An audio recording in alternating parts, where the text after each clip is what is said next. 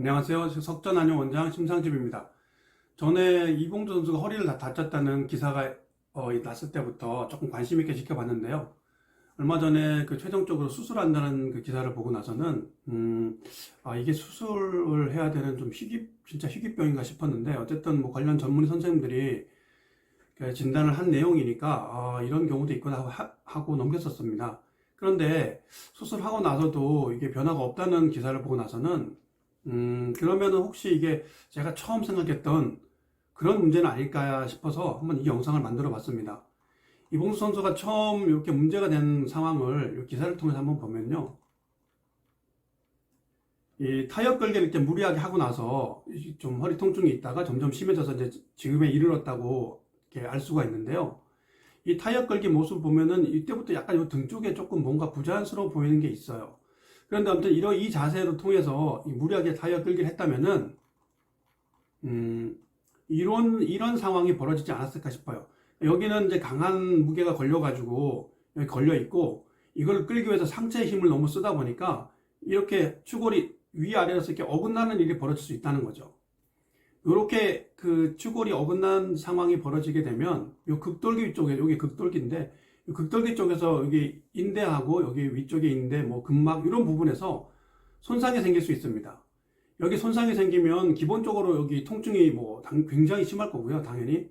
그리고 이게 이제 통증이 있다가 여기가 제대로 해결이 안 되면 이 망가진 인대하고 근막 부분에서 유착성 섬유 결절이 생겨요. 그래서 단단하게 여기가 굳어버리게 되거든요.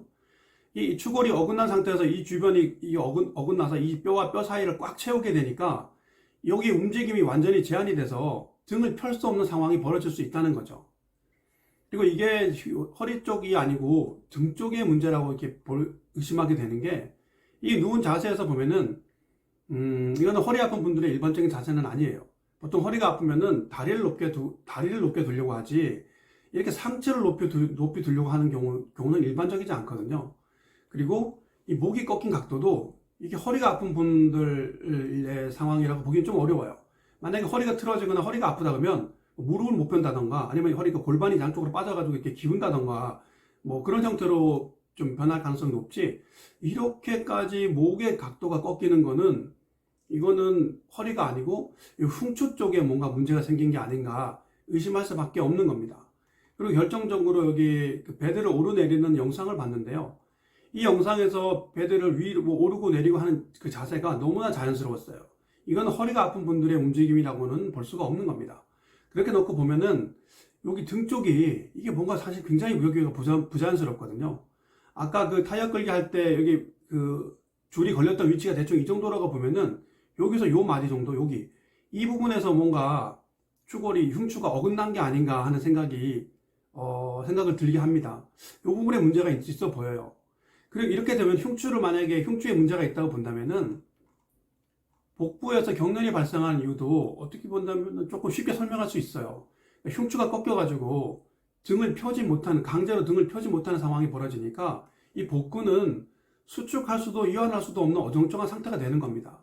이게 마치 팔을 나란히 해가지고 버틸 때 한참 지나면 팔이 부들부들 떨리는 것처럼 그것과 같은 이치예요. 만약에 등을 펴려고 할 때 경련이 심하고, 아까 위에 사진처럼 상체를 높게 해서 가만히 누워있으면 경련이 좀 감소하는 경향이 있다면, 이거는 이 복부 경련은 흉추 고장 때문에 등을 펴지 못해서 생기는 현상이라고 한번 의심해 봐야 됩니다. 그렇다면은 이 치료는 의외로 간단할 수가 있는데요. 이 흉추 쪽에서 틀어진 부분이 어딘지 찾아서 그 극돌기와 극돌기 사이에 끼어 있는 인대와 근막의 손상을 찾아서 이걸 치료해 주는 겁니다. 이걸 치료해 주면은 이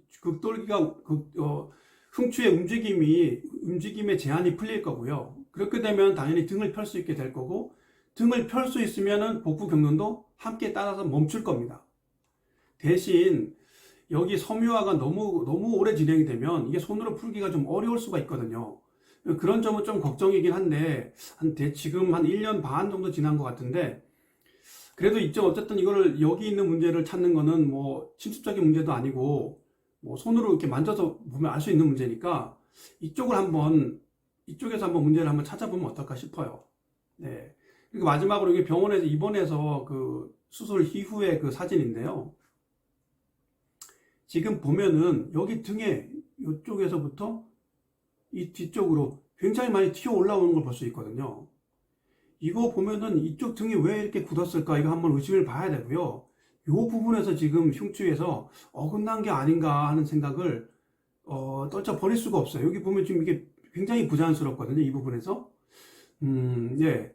그래서 이 부분에서 흉추가 어긋나면서 이쪽 등을 펼 수 없게 되고, 등을 펼 수 없어가지고 이게 어정쩡한 자세가 되니까, 복부에서 경련이 생기고, 그래서 지금까지 여러 가지 문제들이 발생한 게 아닌가. 네, 지금 이번 선수 문제에 대해서 한번 조금 살펴봤는데요. 제가 직접 진찰한 건 아니니까 이게 뭐 무조건 이런 문제일 것이다 라고 할 수는 없겠지만, 어쨌든 그 극돌기 흉추 부분을 잘 살펴보는 거는 그렇게 어려운 문제도 아니고, 뭐 침수적인 어떤 그런 그 진찰을 요하는 것도 아니기 때문에 한번 살펴보고 그쪽에 문제가 있는지 한번 진찰을 하면 어떨까 싶어서 이 영상을 만들었습니다. 아무튼 하루빨리 이봉 선수 그 건강을 되찾기를 바라고요. 영상 봐주셔서 감사드립니다.